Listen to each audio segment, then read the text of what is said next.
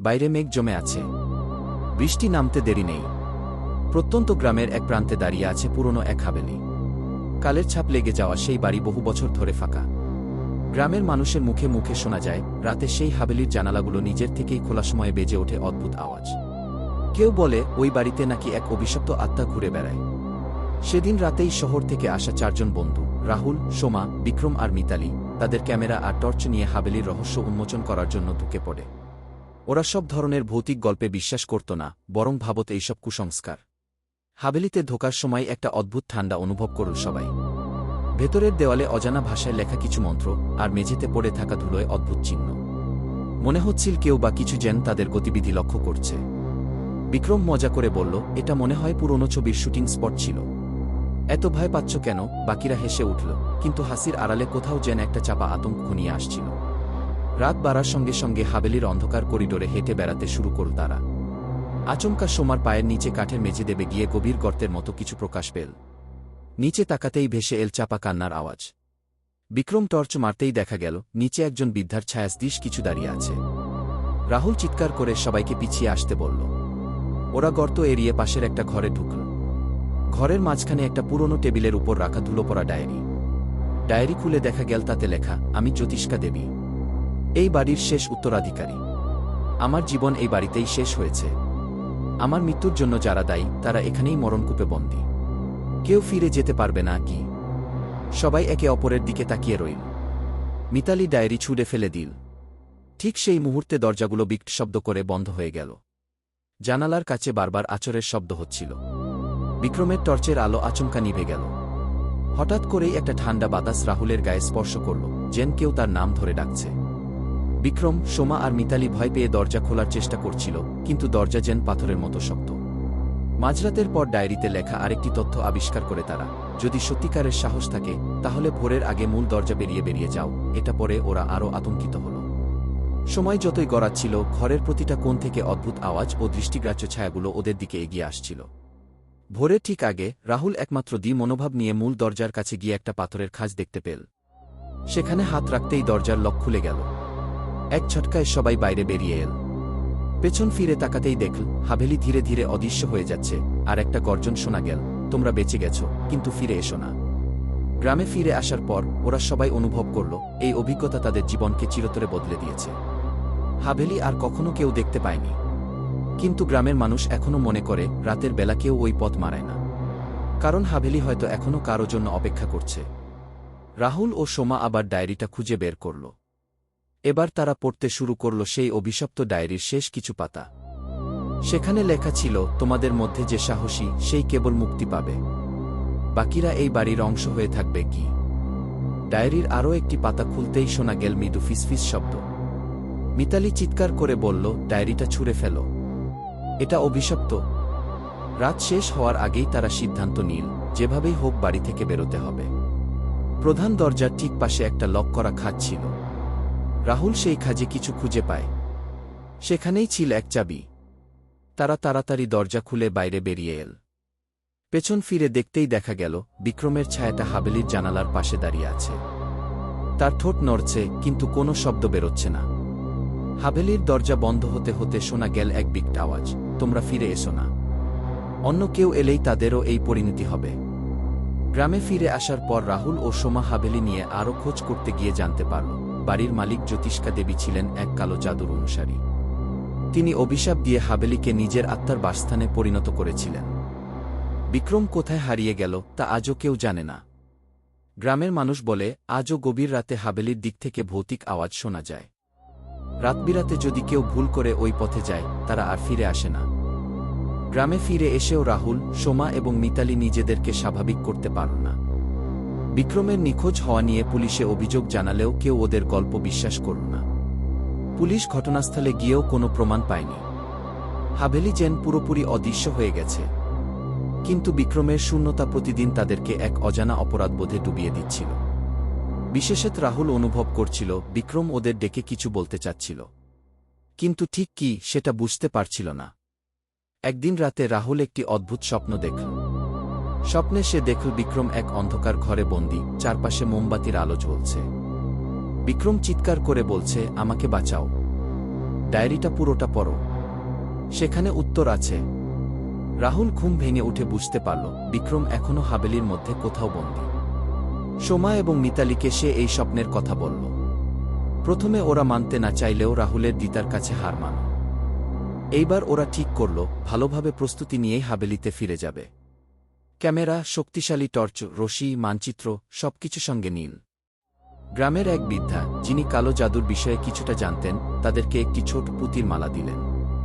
তিনি বললেন, এটি তোমাদের সামান্য সুরক্ষা দেবে, কিন্তু মনে রেখো অভিশপ্ত আত্মার বিরুদ্ধে এটাও সবসময় কার্যকর নাও হতে পারে। কি রাতের অন্ধকারে তারা আবার হাভেলির পথ ধরল। এবার তারা হাভেলি পৌঁছে দেখল আগের চেয়ে সেটি আরও বড় দেখাচ্ছে। মনে হচ্ছিল হাভেলি যেন তাদের উপস্থিতি অনুভব করে নিজের রূপ বদলে নিচ্ছে। বাড়ির প্রধান দরজা ঠেলে তারা ভেতরে ঢুকতেই দরজা বিকট শব্দে বন্ধ হয়ে গেল। এবার প্রথম থেকেই চারদিকে গা ছমছমে অনুভূতি। আগেরবারের পরিচিত করিডোরটা এবার অন্যরকম লাগছিল, যেন কেউ ইচ্ছাকৃতভাবে ঘরের বিন্যাস বদলে দিয়েছে। রাহুল সামনে এগিয়ে যেতে বলল। করিডোরের দেয়ালে এবার নতুন কিছু অদ্ভুত প্রতিচ্ছবি দেখা গেল। বিকৃত মুখের মানুষ, যারা কান্না করছে, কেউ হাতজোর করছে মুক্তির জন্য। এক সময় সোমা হঠাৎ থমকে দাঁড়াল। দেয়ালের একটা প্রতিচ্ছবিতে সে স্পষ্ট বিক্রমের মুখ দেখল। ও এখানে বন্দী, সোমা চিৎকার করে উঠল। কিন্তু প্রতিচ্ছবিটা হঠাৎই মিলিয়ে গেল। তখনই চারপাশ থেকে অদ্ভুত আওয়াজ আসা শুরু করল, তোমরা ফিরে এসো, না হলে তোমাদেরও একই পরিণতি হবে। তারা আবার সেই ডায়েরিটা খুঁজে বের করল। এবার ডায়েরির শেষের কয়েকটা পাতা একদমই ফাঁকা ছিল, কিন্তু রাহুল লক্ষ্য করল পাতাগুলোয় আলোর নিচে কিছু চিহ্ন ধরা পড়ে। হঠাৎ ডায়েরি থেকে বাতাসে ভেসে উঠল এক নারী কণ্ঠ। তোমাদের একজন চাবি খুঁজে পাবে, কিন্তু এটা শুধু সত্যিকারের আত্মত্যাগের মাধ্যমে খুলবে। প্রস্তুত হও। সেই নারী কণ্ঠ যেন আরও বলে উঠল, তোমরা সবাই এই বাড়ির নিয়তি। বিক্রমকে বাঁচাতে চাইলে তোমাদের মধ্যে একজনের মুক্তি অসম্ভব। ওরা এবার প্রধান হলো ঘরে ঢুকল। মাঝখানে বড় একটা চক্রাকার মণ্ডল আঁকা, যার চারদিকে লেখা ছিল অদ্ভুত ভাষায় কিছু মন্ত্র। রাহুল বলল, এটাই সেই জায়গা, এখানে কিছু একটা ঘটতে চলেছে। কি ঠিক তখনই তারা অনুভব করল মেঝে কাঁপছে। মণ্ডলের মাঝখান থেকে এক ছায়ামূর্তি বেরিয়ে এল। সেটা ছিল এক বৃদ্ধা মহিলা, যার চোখ ছিল গভীর আর ভয়ঙ্কর। তোমাদের সিদ্ধান্ত নিতে হবে। সেই মহিলা বলল, যদি একজন স্বেচ্ছায় নিজের আত্মা উৎসর্গ করে, তাহলে অন্যরা মুক্তি পাবে, বিক্রমও ফিরে আসবে। কিন্তু কেউ যদি নিজেকে উৎসর্গ না করে, সবাই চিরকালের জন্য এখানে রাহুল, বন্দী সোমা থাকবে। আর মিতালি একে অপরের দিকে তাকাল। সময় দ্রুত ফুরিয়ে আসছিল। ঘরের চারপাশের দেয়াল ক্রমশ সংকুচিত হচ্ছিল। বিক্রমের জীবন এবং নিজের মুক্তি রক্ষার জন্য কে আত্মত্যাগ করবে, এই প্রশ্ন তাদের মানসিক যুদ্ধের কেন্দ্রে ছিল। তাদের একজন কি আত্মত্যাগ করবে, নাকি সবাই মিলে অন্য কোনো উপায় খুঁজে বের করবে? রাহুল সাহস নিয়ে প্রশ্ন তুমি করল, কে, আর কেন আমাদের এই পরীক্ষার মধ্যে ফেলে দিয়েছ? বৃদ্ধা মহিলার ছায়া এক চমকে জবাব দিল, আমি জ্যোতিষ্কা দেবী। এই হাভেলির অভিশাপ আমারই সৃষ্টি। যারা আমার পরিবারকে ধ্বংস করেছিল, তাদের রক্তে আমি এই অভিশাপ বেঁধেছি। এখন এই বাড়ি আমার, আর যারা এখানে আসে তারা আমার খেলনার মতো। তোমাদের বাঁচার একটাই উপায়, আমার শর্ত মানা। মহিলার কথা শেষ হতে না হতেই ঘরের মেঝেতে বিক্রমের ছায়া আবির্ভূত হল। সে হাত জোর করে বলল, আমাকে এখান থেকে বের করো, আমি এখানে টিকতে পারবো না। সোমা ভয়ে পিছিয়ে গেল, কিন্তু মিতালি দি কণ্ঠে বলল, আমরা বিক্রমকে ছাড়বই, তবে তোমার শর্ত মানতে হবে এমন কোনো নিয়ম নেই। তুমি যদি সত্যিই শক্তিশালী হও, তাহলে আমাদের নিজেদের পথ খুঁজে নিতে দাও। মহিলার ছায়া ক্রুদ্ধ হয়ে বলল, তোমরা আমাকে চ্যালেঞ্জ কর, তবে শোনো, এই হাভেলি আমার জাদুঘর। যত চেষ্টা করবে ততই ডুবে যাবে। এই কথা বলার সঙ্গে সঙ্গে চারপাশ থেকে পাথরের দেওয়াল গড়িয়ে পড়তে শুরু করল। করিডোর সংকুচিত হয়ে তাদের অন্য একটি অন্ধকার ঘরে টেনে নিল। ওরা নিজেদের এমন এক ঘরে আবিষ্কার করল, যেখানে মোমের মতো মূর্তি সারি সারি সাজানো। প্রত্যেকটি মূর্তি মানুষের মতোই জীবন্ত দেখাচ্ছে। রাহুল মূর্তিগুলো দেখে আতঙ্কিত হয়ে বলল, এরা কি মানুষ ছিল? এরা কি এখানেই বন্দী হয়ে গেছে? সেই মুহূর্তে মোমের মূর্তিগুলোর একটির চোখ হঠাৎ খুলে গেল। একটি কর্কশ কণ্ঠ শোনা গেল, তোমাদের সময় ফুরিয়ে আসছে। মুক্তির জন্য তোমাদের আত্মত্যাগ বা অন্য কোনো পথ খুঁজে নিতে হবে। মিতালি দি কণ্ঠে বলল, আমরা এখান থেকে বের হতে পারব। আমাকে ওই ডায়েরিটা দাও, আমি ওটার শেষ পাতাগুলো আরও ভালো করে পড়ব। ডায়েরি খুলতেই দেখা গেল পাতাগুলোতে নতুন নতুন চিহ্ন ভেসে উঠেছে। সেখানে লেখা ছিল, শক্তির মূল লুকিয়ে আছে ঘরের মধ্যবর্তী স্থানে। সাহস করে একত্রে দাঁড়াও। রাহুল ডায়েরির পাতাগুলো দেখতে দেখতে বলল। এর মানে কি আমরা সবাই একসঙ্গে কিছু করতে পারি? তারা মেঝের মাঝখানে গিয়ে দাঁড়াল। মিতালি বলল, আমাদের মনে হয় নিজেদের মধ্যে যে ভয় আছে সেটা দূর করতে হবে। এই অভিশাপ হয়তো আমাদের মানসিক দুর্বলতার সুযোগ নিচ্ছে। তারা হাত ধরে একসঙ্গে প্রার্থনা করতে শুরু করল। ঘরের ভেতর বাতাসের শো শো শব্দ বেড়ে গেল। দেয়াল কাঁপতে শুরু করল। মোমের মূর্তিগুলো একে একে গলে যেতে লাগল। হঠাৎ মহিলার ছায়ামূর্তি আবার হাজির হল। এবার তার চোখে ভয় দেখা গেল। সে চিৎকার করে বলল, তোমরা এভাবে আমাকে পরাজিত করতে পারবে না। আমি এই বাড়ির রানী, তোমাদের আত্মারা আমার। রাহুল দুইভাবে বলল, তোমার সময় সে, আমরা এই অভিশাপ ভাঙবি। ঘরের কেন্দ্র থেকে তীব্র আলো বের হতে শুরু করল। সেই আলোর মধ্য দিয়ে বিক্রমের ছায়াটা স্পষ্ট হয়ে উঠল। বিক্রম কাঁপা কাঁপা গলায় বলল, তোমরা যা করছ সেটা চালিয়ে যা, আমি মুক্তি পেতে পারি। কিন্তু হঠাৎ আলো নিভে গেল। পুরো ঘর গভীর অন্ধকারে ডুবে গেল। মহিলার কণ্ঠ আবার শোনা গেল, তোমরা ভাবছ তোমরা জিতবে, আমি এখন তোমাদের শেষ পরীক্ষা নেব। অন্ধকারে দাঁড়িয়ে রাহুল, সোমা এবং মিতালি বুঝতে পারল তাদের সামনে মহিলার অভিশাপের শেষ ধাপ শুরু হয়েছে। হঠাৎ একটি ভয়াবহ দৃশ্য তাদের সামনে ফুটে উঠল। মেঝের উপর বিক্রম পড়ে আছে, তার দেহ নিথর কিন্তু চোখ খোলা। তার চারপাশে একটি দানবীয় কালো ছায়া ঘুরে বেড়াচ্ছে। মহিলার কণ্ঠ শোনা গেল, তোমরা যদি তাকে ফিরিয়ে আনতে চাও তবে একজনকে নিজের আত্মা উৎসর্গ করতে হবে। এই হাভেলি তাকে মুক্ত করবে, কিন্তু যে উৎসর্গ করবে সে চিরকাল এখানে আটকে থাকবে। তাদের মধ্যে নীরবতা নেমে এলো। রাহুল বলল, আমি যা বিক্রমের জন্য আমি আমার জীবন দিতে পারি, ওকে আমি এখানে ফেলে রাখতে পারবো না। সোমা আর মিতালি একসঙ্গে চিৎকার করে উঠল। না, আমরা এভাবে কাউকে হারাতে পারি না। অন্য কোনো উপায় থাকতে পারে। মহিলা বিকঠাসি হেসে বলল, ভালোবাসা আর বন্ধুত্বের পরীক্ষা দিতে এসে সময় ফুরিয়ে আসছে, সিদ্ধান্ত না।